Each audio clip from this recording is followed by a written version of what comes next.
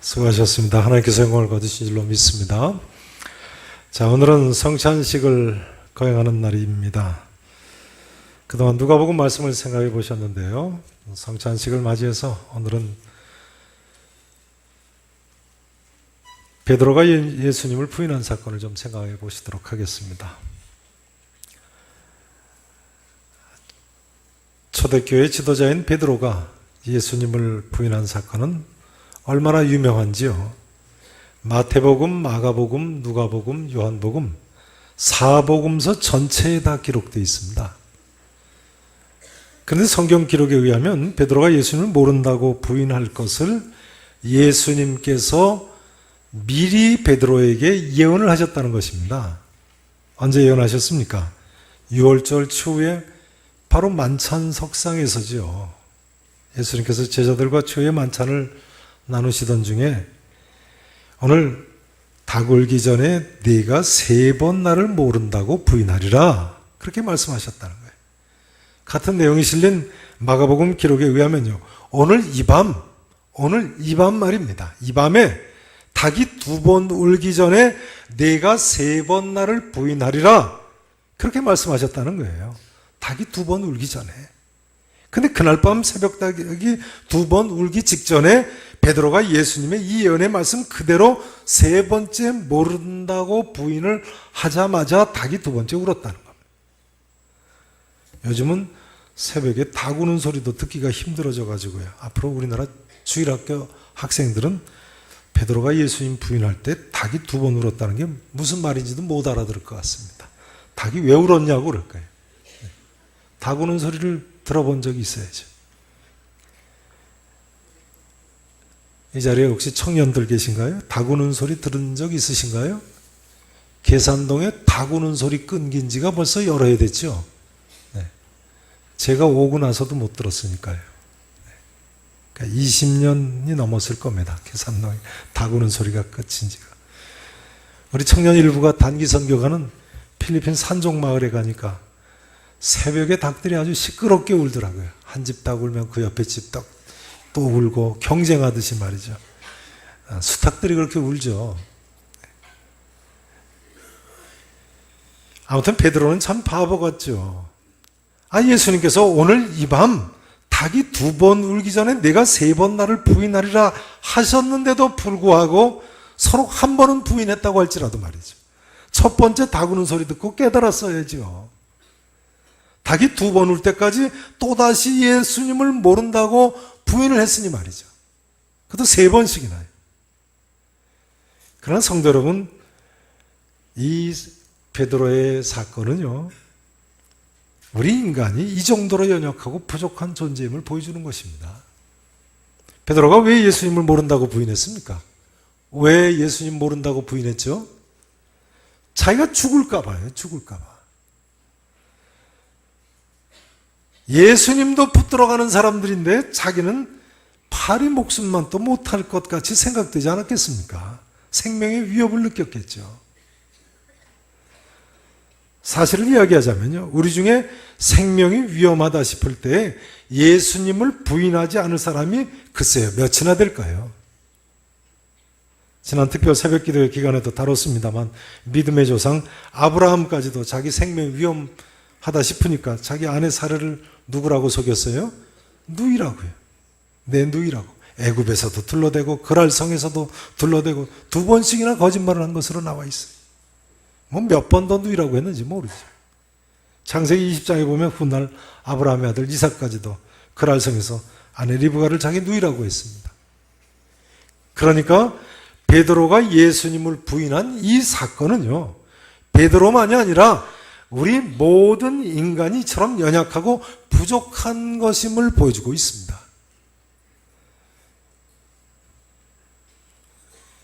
그런데 제자들은 이때 예수님께 호언장담을 했다는 것이 또한 성경의 증언입니다.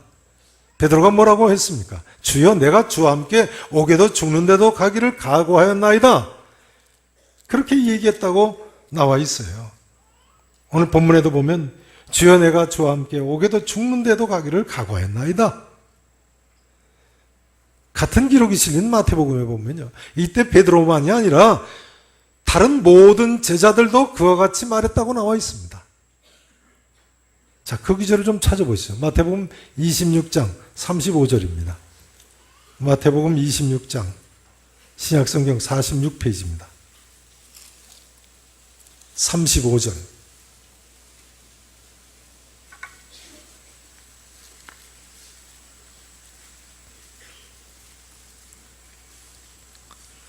자, 35절 말씀 함께 읽어보셨으면 좋겠습니다. 46페이지 다 찾으시고 읽겠습니다. 35절 말씀 자, 함께 읽으십니다. 베드로가 이르되 내가 주와 함께 죽을지언정 주를 부인하지 않겠나이다 하고 모든 제자도 그와 같이 말하니라. 내가 주와 함께 죽을지언정 주를 부인하지 않겠나이다. 베드로만 그렇게 이야기했어요? 다른 모든 제자도 그와 같이 말했다는 거예요. 그러니까 제자들이 그만큼 큰 은혜를 목격한 것이면 틀림없습니다. 예수님 통해서 하나님의 큰 역사를 목격을 했으니까 이렇게 지금 사기충천한 거죠. 죽을지언정 주를 부인하지 않겠습니다. 근데 어떻게 됐나요? 그 다음 56절을 보시죠. 56절.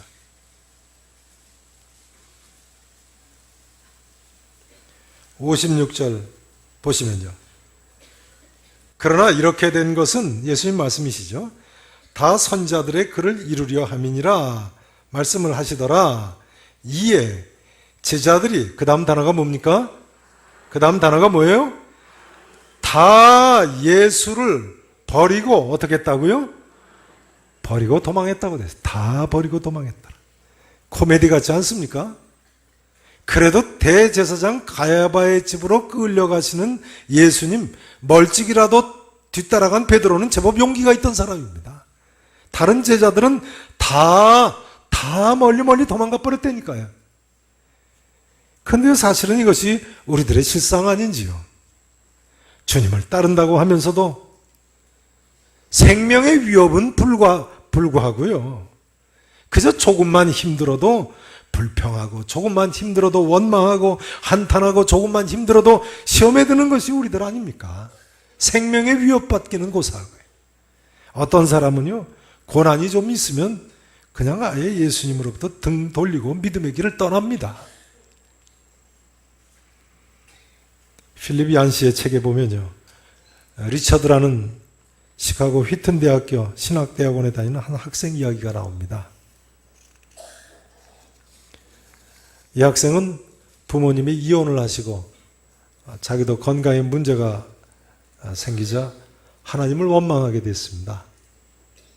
그러던 어느 날 저녁에 교회 오후 예배에 출석을 했는데요. 목사님이 광고를 하시기를 9명의 선교사가 탄 비행기가 알래스카에서 추락을 했다고 광고를 하시면서요. 근데 얼마 전에 또 다른 곳에서 비행기가 추락했는데 우리 교회 교인 한 분이 기적적으로 생존을 하셨다고 하면서 그분을 불러내서 간증을 시키더랍니다. 그 간증 들으면서 그 교회 교인들이 아멘 할렐루야 하지 않았겠습니까? 근데 이 리처드라는 청년은 그 간증을 들으면서 시험에 들었다는 거예요. 뭐라고 생각을 했느냐면요. 하나님이 만일, 잘 들어보세요. 하나님이 만일 비행기 사고에서 극적으로 살아난 이 산 사람 때문에 찬양과 감사를 받으셔야 한다면 죽은 선교사들, 그러니까 9명의 그 알래스카에서 추락해서 죽은 선교사님들 말이죠. 그런 죽은 선교사들로 인해서는 비난을 받으셔야 되는 것이 아니냐. 그런 생각이 들었다고요. 그럴듯하죠? 하나님이 만일 산 사람 때문에 찬양과 감사를 받으셔야 한다면 죽은 선교사들로 인해서는 비난을 받으셔야 되는 것이 아니냐. 그래가지고 이 청년은 아예 기독교를 떠났다고 그래요. 불신자가 되고 말았어요. 그러니까 이 리처드라는 학생은요, 자신이 고난을 당해서 시험 드는 정도가 아니고 아예 다른 사람의 고난을 보고 시험에 들어버렸네요. 그러나 여러분 어떻게 생각하십니까? 만일 죽은 후에 천국이 없다면요, 이 리처드라는 학생의 말이 맞죠. 그러나 여러분, 죽은 후에는 이 세상과 비교할 수 없는 더 좋은 천국이 있는데요. 여러분 그렇게 믿으시죠? 그 9명의 선교사님들은 그 더 좋은 천국에 가신 것이 아니겠습니까? 게다가 순교한 분들이 아니겠습니까? 그러니까 우리 하나님은 산 사람이건 죽은 사람이건 구원받은 모든 사람을 통해서 찬양과 감사를 받으셔야 하는 분이신 것입니다. 믿으시죠? 아무튼 리처드라는 학생만이 아니고요, 조금만 고난이 와도, 조금만 일이 내 뜻대로 안 되는 것 같다고 할지라도 불평하고 원망하고 비난하고 시험에 드는 것이 연약한 인생들의 실상입니다. 이제 중요한 점은 바로 이런 연약한 인생들을 위해서 예수님께서 십자가에 돌아가셨다는 사실입니다. 우리의 연약함을 지시고 우리의 죄를 사해 주시기 위해서요. 오늘이 바로 이 주님의 죽으심을 주님 오시는 날까지 전하는 예식인 성찬식을 행하는 날입니다. 이 시간에 이 크신 예수 그리스도의 십자가의 은혜를 일평생 언제나 감사하시면서 전하시면서 사시는 계산의 성도 여러분 되실 수 있기를 진심으로 축원합니다. 오늘 베드로가 예수님을 부인한 이 사건은요, 이처럼 연약한 인간의 모습을 보여준과 동시에 하나님의 은혜를 보여줍니다. 뭘 보여준다고요? 하나님의 은혜를 보여줍니다. 본문 31절에 보시면 예수님께서 시몬아 시몬아 보라 사탄이 너희를 밀가부로 듯하려고 요구하였다고 말씀을 하셨습니다. 그런데 이때 동시에 예수님께서 이렇게 말씀하십니다. 그 다음 32절 말씀을 같이 읽으시죠. 32절 말씀, 자 함께 읽으시겠습니다. 그러나 내가 너를 위하여 내 믿음이 떨어지지 않기를 내 형제를 굳게 하라. 아멘. 사단이 너희를 밀가부로 타려고 요구하였다고 하시면서 이렇게 말씀하시네요. 그러나 내가 너를 위하여 내 믿음이 떨어지지 않기를 기도하였느니라. 그러니까 사도 베드로가요, 그처럼 부족하고 그처럼 연약한 인간이었습니다만 예수님의 이 중보 기도 덕분에 대사도 베드로가 되었군요. 여러분 어떻게 생각하십니까? 사실을 이야기하자면 나도 말이죠, 나도 베드로같이 연약한 사람이지만 예수님의 이런 중보 기도 때문에 지금 이 자리에 이르게 되었다고 생각하지 않으십니까? 로마서 8장 34절에서 사도 바울은 이렇게 말씀했습니다. 누가 정죄하리요? 죽으실 뿐 아니라 다시 살아나시는 이는 그리스도 예수시니 그는 하나님 우편에 계신 자요 우리를 위하여 간구하시는 자시니라. 히브리서 저자는 이렇게 가르치고 있습니다. 그러므로 자기를 힘입어 하나님께 나아가는 자들을 온전히 구원하실 수 있으니 이는 그가 항상 살아계셔서 그들을 위하여 간구하심이라. 여러분, 예수 그리스도께서 우리 죄를 사해 주시기 위해서 십자가에 돌아가셨을 뿐만 아니라요, 지금 이 시간도 하나님 우편에서 우리를 위해서 친히 간구하고 계신 줄로 믿으시기를 축원합니다. 이 예수님의 중보기도 때문에 예수님을 그토록 거듭 부인한 베드로가 다시 일어섰습니다. 일어서는 정도가 아니라 12사도 중에 수제자가 되지 않았습니까? 천주교에서는 베드로를 초대 교황이라고 주장할 정도의 그런 인물이 됐습니다. 동방정교회에서는 교회 건물마다 바깥에 십자가를 세워놓는 것이 아니고 뭘 세워놓는지 혹시 아십니까? 수탉 모양을 만들어서 걸어놓습니다. 그 수탉이 무슨 수탉입니까? 베드로를 회개케 한 수탉. 그 베드로의 이 사건을 기억하자는 것이 아니겠습니까?